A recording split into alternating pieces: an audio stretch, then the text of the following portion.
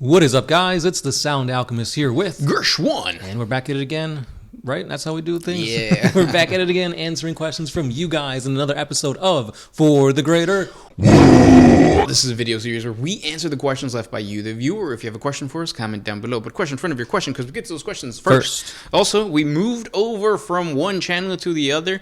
This used to be the OMS podcast channel, but now it is the Greater Wog channel. We're still going to be including the Horus Heresy read-alongs or audiobook. What did we call it? Reviews? The reviews, yeah. So, yeah, more of us just talking to you guys, kind of just about 40K. We're going to do the Greater Wogs and that podcasts on this channel. Making it much more easier for you guys to actually find us in one place instead of trying to jump between channels. So for you, the subscribers, we're doing it for you. Yeah, and then also, if you guys listening, you guys like to listen to us because of the lore, the One Mind Syndicate page is still there, and it will remain there. That's right. So if you haven't subscribed yet, hit that subscribe button, comment your question down below, and we'll be seeing you in the comments sooner than later. Yes. So this question comes from Captain Nemo. What is the warp like outside of the galaxy, of our galaxy? That's a good question. Yes, so as of right now, the galaxy seems to be locked to just the Milky Way. However, we haven't really explored much outside the galaxy. Whenever 40K lore talks about the outer galaxy, it's very minute, and it's almost as if like the Imperium doesn't really know what's out there. We know that the Silent King left this galaxy, came back, and decided to warn his own followers, the Necrons, of the threat of the Tyranids. Yeah, and if you think about it, if the reason that the Silent King left and the reason that the Great Sleep happened is because Psychnuans, which are parasites of the warp, were basically ripping out of the heads of Psychers, or the psychically powerful races of that the old ones created after the War in Heaven. If the Silent King left, he was probably trying to find another galaxy where the warp didn't have the same effect, or at least it wasn't the same connection. So I wonder if this is not canon, and this is not something that 40K has explained, but based on our understanding of how the warp works, I wonder if the Milky Way galaxy is special in that the veil between reality and the immaterium is at its thinnest, and other galaxies just don't have that. Right, because if we look back to the War in Heaven, even before that, the warp was a very tranquil place. It wasn't as turmoilous and deadly as it is now. After the Warp in Heaven and the whole Psychnuan kind of made a clean slate, there were sentient species, and these sentient species are what created the Chaos Gods through their belief and their actions. So now we have Khorne, Nurgle, Slaanesh, and Tzeentch, and they've all been kind of making the warp into this almost like a maelstrom of just destruction. Yeah, and obviously Slaanesh was birthed because of the Dark Eldar's hedonism, all that fucking. So it kind of puts the perspective that they're Milky Way races that are creating these chaos gods. If the warp was in other galaxies, then other galaxies' races would have already created some type of chaos god. So as far as we know, it's only in the Milky Way galaxy, and I hope it stays that way. There's something cool about only being in this galaxy and being able to kind of put a box around the segmentums of the Imperium and all that kind of stuff. Whereas if you look at Star Wars, it just seems infinite. Yeah, it's like the possibilities are endless. But at the same time, I like this sandboxy universe we have with 40K, where even though there are boundaries, what's inside those boundaries is just crazy, and there's so much to explore. Yes. And then one last little tidbit, because I know you guys are going to talk about this in the comment section. The Tyranids came here with what seems to be already psychic powers, so that kind of makes you infer that, they evolved this connection to the Immaterium from somewhere else, and that might be the case. But it could be a situation of the veil between the Immaterium and reality in that galaxy that they came from might have been thin, but not as thin as here as the Milky Way galaxy. But who knows? Or it could just be that they developed the shadow of the warp in response to the warp in this galaxy. Because we don't know how long the Tyranids have been here. There's rumors that the Loch Ness Monster is actually a Tyranid. Bigfoot. Yeah, so or not Tyranid God, but a Tyranid. Yes. Yeah. Next question. J Day. Do you guys think GW will continue the lore into the 50K era, or will the end times come before them and conclude the story? That's a good question, and I think that we've talked about it so much. Yeah, we do. So think about it this way. GW has been in business for, 30, almost 40 years now? And how far have we moved from the 40K era? 2,000 years? Yeah. So they're moving at a snail's pace, although they have picked up the speed as of 8th edition. So yes, the story is progressing. Yes, we are going closer and closer to 50K, but I don't think we'll ever get to 50K because obviously that's going to mess up with the whole branding. They're not going to change Warhammer 40K to Warhammer 50K or Warhammer 40K 2.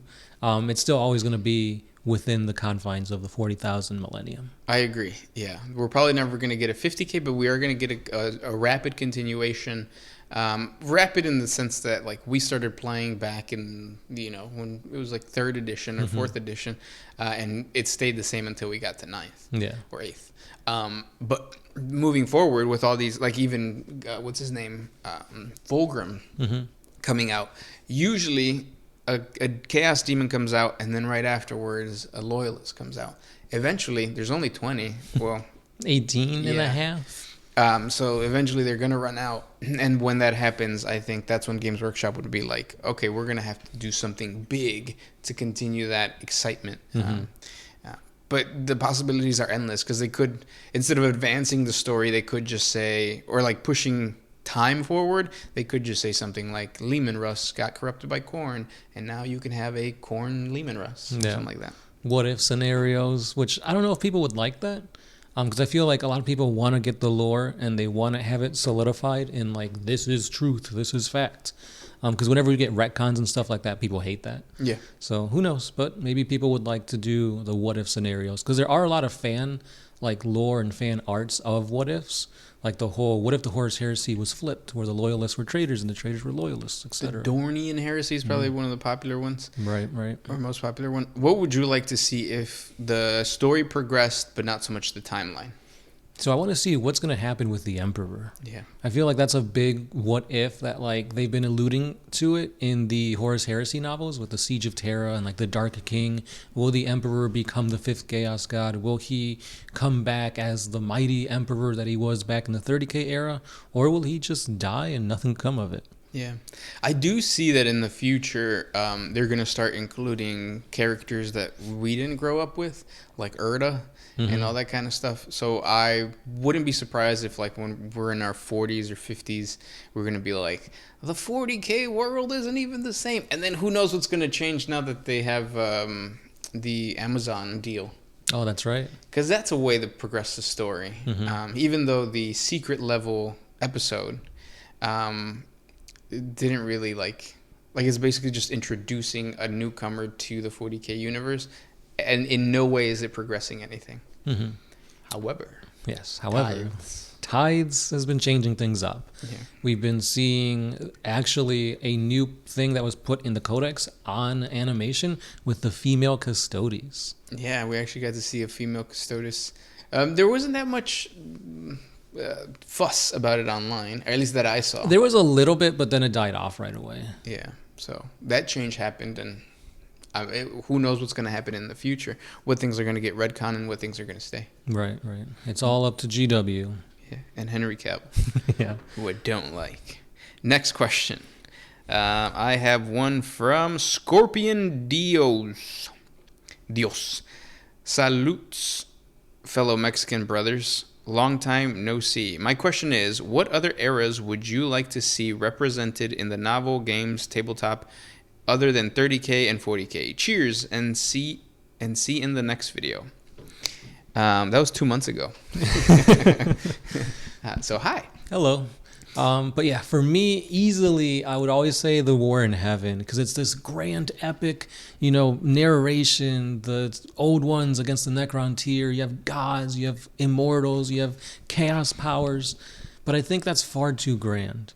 Let's tone it back. And let's see something that I think everybody would enjoy, and that is the Unification Wars. Yeah, the Unification Wars would be an excellent space to explore because you have humans fighting humans, but it's like techno-barbarian warlords versus the Emperor, which has this grim darkness that I think is not like Star Wars. It's not like Dune. It's like very, like, I don't know, fucking sadistic and evil, like Mad Max. I was gonna say the way I could think of it is Mad Max, but like super grim dark. Yeah. And like these, whenever you read snippets of it in the Horus Heresy books, it's like these were almost like fairy tales. Like you have, it's like Mad Max where like people are using like nukes and like ragtag weaponry and stuff like that. But you also have psychers that are not sanctioned. Like these psychers can literally just snap and an entire like battlefield turns to glass. Yeah.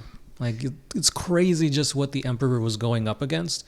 And like the Emperor himself, as strong as he is, couldn't do it. He had to ally with certain warlords, and he had to create the more brutish Thunder Warriors, which were like proto Space Marines. And what would be awesome about exploring the Unification Wars within Warhammer 40K is if they ever want to make stories for it, and it's not just like cool ass minis, like tabletop minis, you have so much drama. Yes. Because of what you just described of the Emperor having to talk to warlords, having to negotiate, like, you know, the stubbornness of so many kings that don't want to give up their thing. And then also the Emperor's war against religion. Yes. Which was plaguing humanity during the Age of Strife. Right. It's basically Mad Max Game of Thrones, but with like the grim darkness of 40K. Yeah. Also, because it makes me think of the Dune series. Have you been seeing the HBO? I need to catch up. I watched the first episode and I just stopped. I don't like. I think they dropped the ball. And, well, maybe because my perception of Dune is different, but I think they dropped the ball. It's not as like drama filled. But I mean, I would assume it has like a good amount of like action and all that stuff too, right? Or is it mostly like drama? Yeah, it has very like basic drama. It's not like Game of Thrones where, like, I don't know, you feel for the characters or anything. And it could just be me. Okay. But yeah. I still gotta give it a final watch. Yeah. And then last question, what do you have? I have one. I think I saw one from the big one. Yes, the big one says, if you had to choose between living in the 40K universe and living in Diddy universe, which one would you pick and why? Well, we already live in the Diddy universe. Yeah, like he's here. Yeah. I mean, he's there, but like we're here with him.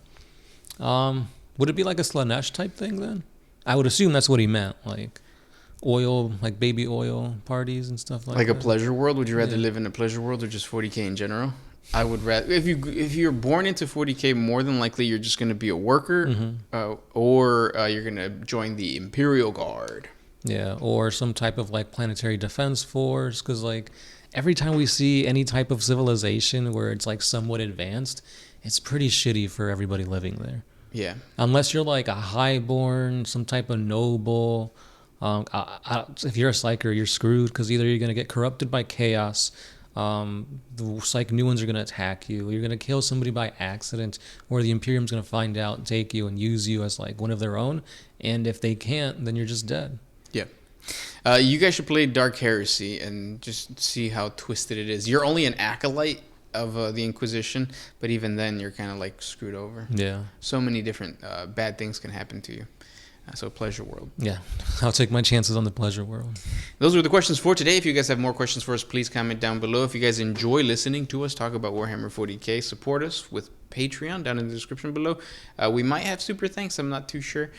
If not, just by sharing, liking, and commenting, it helps out the channel. Remember, we have a review on we have a review on a couple or a few of the Horus Heresy Primarch series novels. Check those out, and we'll talk the next time. That's right, guys. As always, it's been the Sound Alchemist here with Gersh1. And we'll see you in the next one. Peace. Always used